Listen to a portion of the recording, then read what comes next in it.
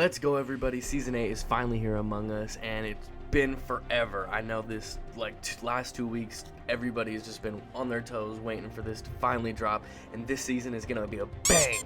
Ain't that right, Gibby?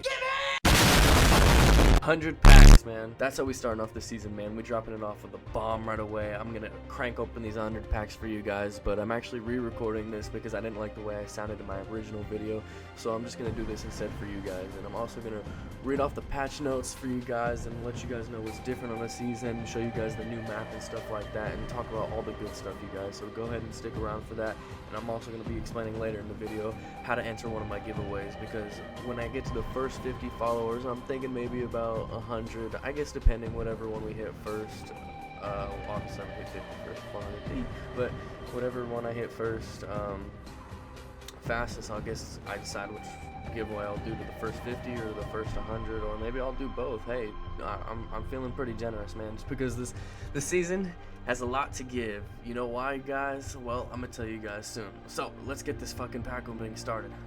So I've already opened about 10 of the packs already, and I had to speed up the process of this video and not show the full length of it, because honestly it would just run forever and this would be just too long of a video for you guys. So I decided just to speed up the process of recording of me doing it. But I wanted to give you guys a live reaction too, because some of my reactions to me opening some of the things at least were good for the most part, you know, but it was pretty late at night and it was quiet and I didn't like how my voice sounded or I looked, so I just decided this would be the best way for you guys.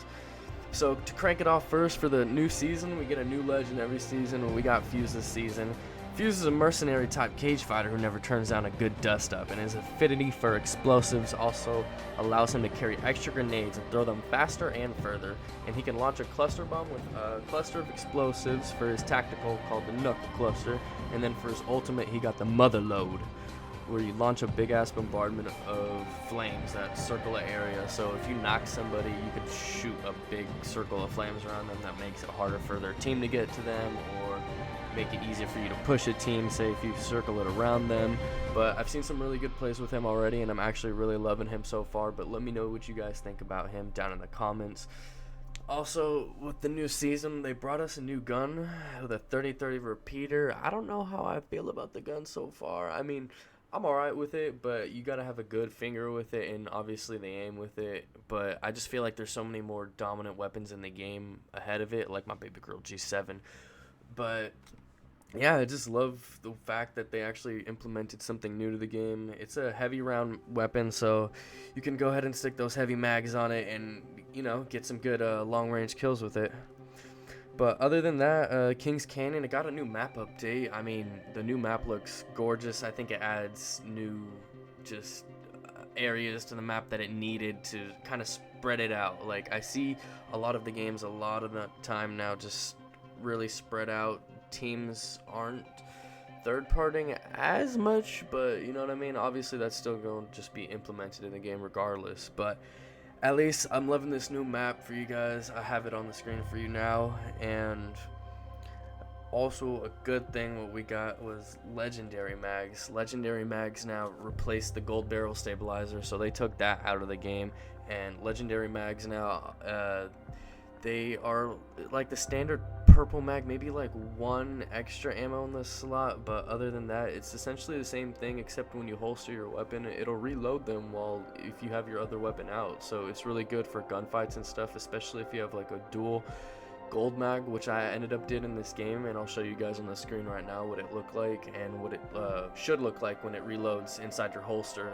It'll give you that like little animation onto the right. But other than that, that was probably the biggest thing, I think, besides making the Wraith's hitbox a little bit bigger.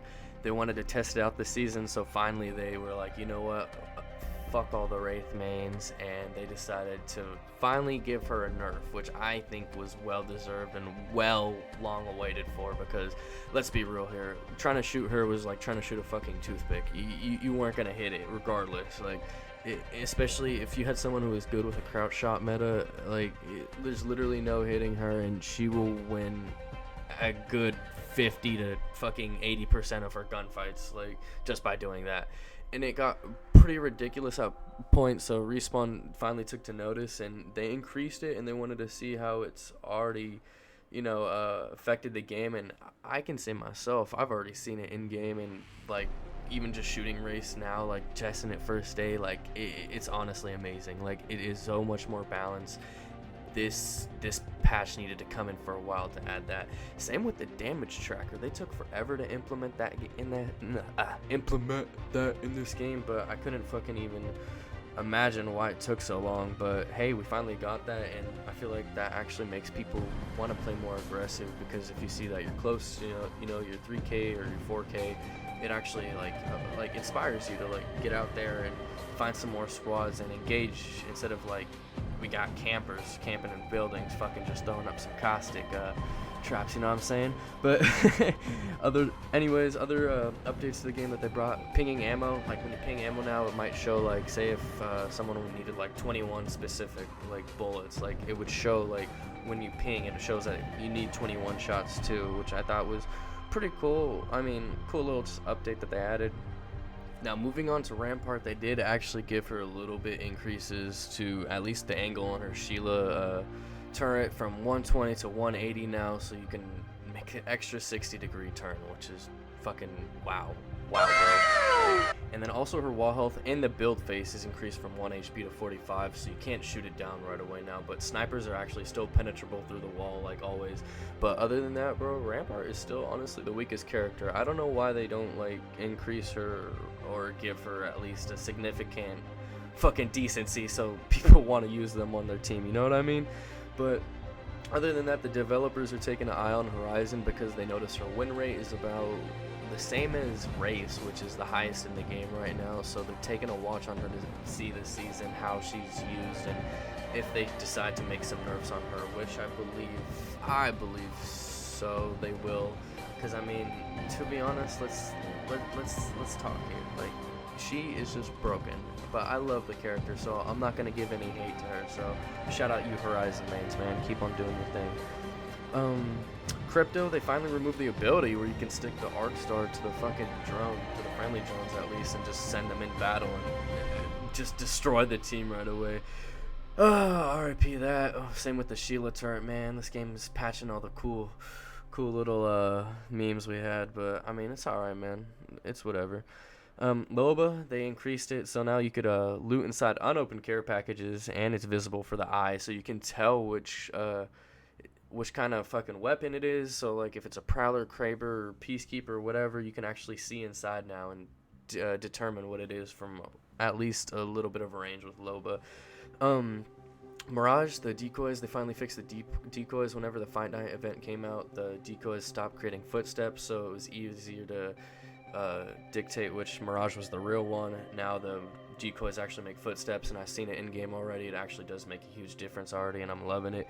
Same with Caustic. I seen a thing where Caustic, he threw his gas, and they made it so if the whole team dies and if he throws his gas grenade, the gas will actually dissipate. But I tested this out in game. I killed a Caustic and he still threw his, but his team was still alive, so the gas was actually still there, which is for note for you guys. So also in the full kitted rotation, they removed the Golden Wingman, Sentinel, Havoc, G7, and Alternator, and they added the R3, 3030 repeater, Cheeks, and Longbow.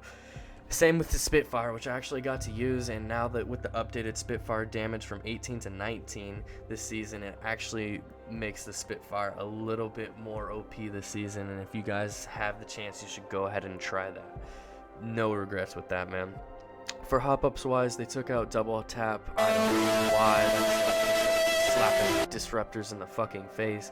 Oh, much pain! And they added anvil back, so I mean, I guess that was the balance for it. But I mean, let's get a F in the chat for double tap. Am I right? They gave the Volt damage decrease from 16 to 15. The Alternator got a damage buff from 15 to 16. The Spitfire also got that damage buff from 18 to 19, how I said, and also got a reload speed increase from 2.8 to 3.2. And if it's empty reload speed, it's from 3.33 to 3.8. And then they also gave the Eva a faster fire rate, because taking off the double tap, you gotta give it a faster fire rate, man. And they also just fixed a couple other bugs that they have with the game. If you guys want to check out the full patch notes, you'll find it on their site.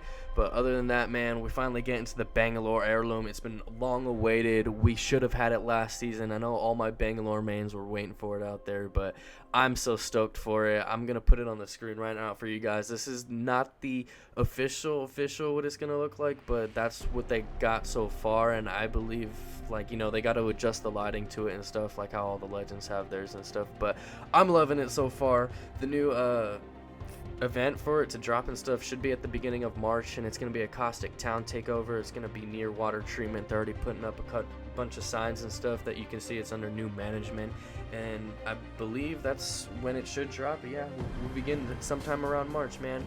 But thank you guys for watching this video, and I hope you guys liked it, man. 100 packs. I know it wasn't some crazy things, but hey, I still had to go out with the opening the season with a hype, man. But if you guys enjoyed the video and you want to enter the giveaways, go ahead and like this video, man, and subscribe. That's gonna be the way how you enter yourself in this giveaway. I guess depending on 50 or 100 first, I'm gonna decide whichever one to do the giveaway, but I'll announce the winner in the later videos. So go ahead and hit that notification button so you guys know if you won the giveaway or not, and I'll see you guys in my next video. Peace.